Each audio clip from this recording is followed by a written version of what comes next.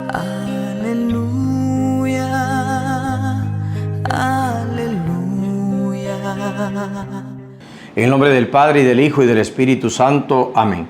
Muy buenos días. Hoy es jueves 31 de julio de 2025. Celebramos la memoria obligatoria de San Ignacio de Loyola, presbítero. El Señor esté con ustedes. Lectura del Santo Evangelio según San Mateo. Gloria a ti, Señor. En aquel tiempo dijo Jesús al gentío: el reino de los cielos se parece también a la red que echan en el mar y recoge toda clase de peces. Cuando está llena, la arrastran a la orilla, se sientan y reúnen los buenos en cestos y los malos los tiran. Lo mismo sucederá al final de los tiempos. Saldrán los ángeles, separarán a los malos de los buenos y los echarán al horno de fuego.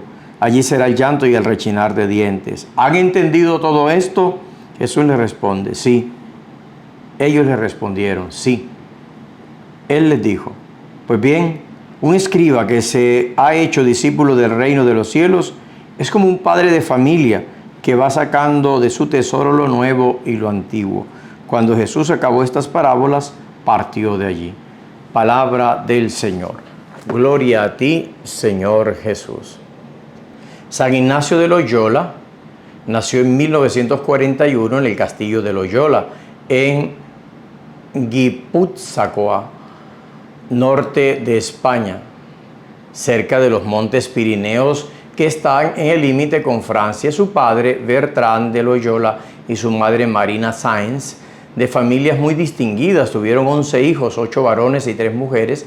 El más joven de todos fue Ignacio. El nombre que le pusieron en el bautismo fue Íñigo. Entró a la carrera militar, pero en 1521, a la edad de 30 años, siendo ya capitán, fue gravemente herido mientras defendía el castillo de Pamplona. Al ser herido su jefe, la guarnición del castillo capituló ante el ejército francés. Los vencedores lo enviaron a su castillo de Loyola para que fuera tratado de sus heridas. Le hicieron 3 operaciones en la rodilla, dolorosísimas y sin anestesia, pero no permitió que lo atasen ni que nadie lo sostuviera durante las operaciones. No prorrumpió ni una queja. Los médicos se admiraban. Para que la pierna operada no le quedara más corta, le amarraron unas pesas al pie y así estuvo por semanas con el pie en alto. Soportando semejante peso, sin embargo, quedó cojo para toda la vida. A pesar de esto, Ignacio tuvo durante toda su vida un modo muy elegante y fino de tratar a toda clase de personas. Lo había aprendido en la corte en su niñez. Mientras estaba convaleciente, pidió que le llevaran novelas de caballería llenas de narraciones inventadas e imaginarias, pero su hermana le dijo que no tenía más libros que la vida de Cristo y el año cristiano, o sea, la historia del santo de cada día. Y le sucedió un caso muy especial. Antes, mientras leía novelas y narraciones inventadas, en el momento sentía satisfacción, pero después quedaba con un sentimiento horrible de tristeza y de frustración. En cambio, ahora, al leer la vida de Cristo y la vida de los santos, sentía una alegría inmensa que le duraba por días y días. Esto lo fue impresionando profundamente, y mientras leía las historias de los grandes santos pensaba: ¿y por qué no tratar de imitarlos? Si ellos pudieron llegar a ese grado de espiritualidad, ¿por qué no lo voy a lograr yo? ¿Por qué no tratar de ser como San Francisco, Santo Domingo, etcétera? Estos hombres estaban hechos del mismo barro que yo. ¿Por qué no esforzarme por llegar al grado que ellos alcanzaron? Y después se iba a cumplir en él aquello que decía Jesús: dichosos los que tienen gran deseo de ser santos, porque su deseo se cumplirá. Mateo 5. Y aquella sentencia de los psicólogos: cuidado con lo que deseas, porque lo conseguirás. Mientras se proponía seriamente convertirse, una noche se le apareció Nuestra Señora con su Hijo Santísimo. La visión lo consoló inmensamente. Desde entonces se propuso no dedicarse a servir a gobernantes de la tierra, sino al Rey del cielo. Apenas terminó su convalecencia, se fue en peregrinación al famoso santuario de la Virgen de Montserrat. Allí tomó el serio propósito de dedicarse a hacer penitencia por sus pecados. cambió sus lujos o sus lujosos vestidos por los de un pordiosero, se consagró a la Virgen María e hizo confesión general de toda su vida y se fue a un pueblecillo llamado Manresa, a 15 kilómetros de Montserrat, a orar y hacer penitencia. Allí estuvo un año. Cerca de Manresa había una cueva y en ella se encerraba a dedicarse a la oración y a la meditación. Allá se le ocurrió la idea de los ejercicios espirituales que tanto bien iban a hacer a la humanidad después de unos días de los cuales sentía mucho gozo y consuelo en la oración. Empezó a sentir aburrimiento y cansancio por todo lo que fuera espiritual. A esta crisis de desgano la llaman los sabios la noche oscura del alma.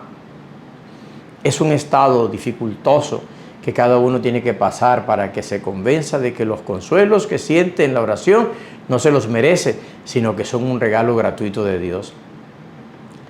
Luego le llegó la otra enfermedad espiritual muy fastidiosa, los escrúpulos, o sea, el imaginarse que todo es pecado.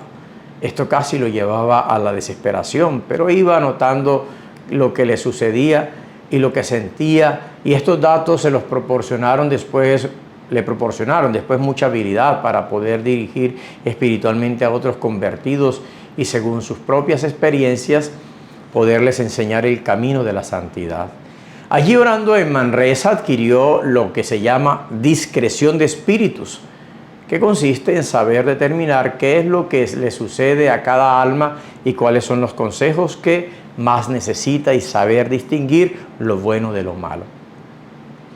A un amigo suyo le decía después, en una hora de oración en Manresa aprendí más a dirigir almas que todo lo que hubiera podido aprender asistiendo a las universidades.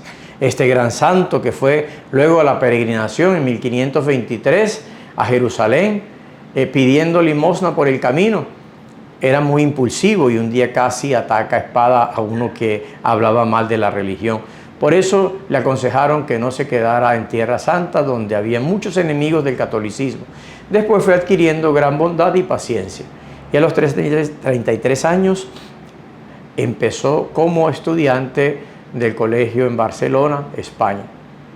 Ahí tenemos a este gran santo, San Ignacio de Loyola. Existen los retiros de San Ignacio que están haciendo un bien profundo y grande a los cristianos que quieran hacerlo.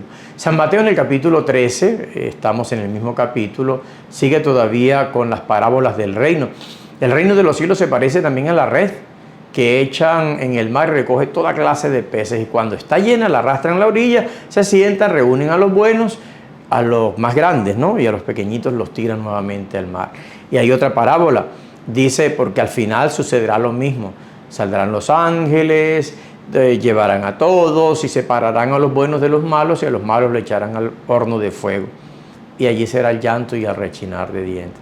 Y pregunta a Jesús, ¿han entendido todo esto? Y ellos respondieron, sí. Entonces le dice, si han entendido, entonces van a ser como un buen escriba, que es un discípulo del reino, que saca del tesoro lo nuevo y lo antiguo, y deja lo nuevo y lo antiguo lo va separando, ¿no? Lo que ya no funciona lo va tirando. Y cuando acabó Jesús estas parábolas, se fue de allí.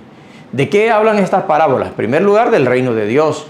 Y en segundo lugar, de usted y de mí, de nosotros, que nos tenemos que encontrar con este reino de los cielos, que está figurado o manifestado más bien en la palabra de Dios en la iglesia, el reino de los cielos.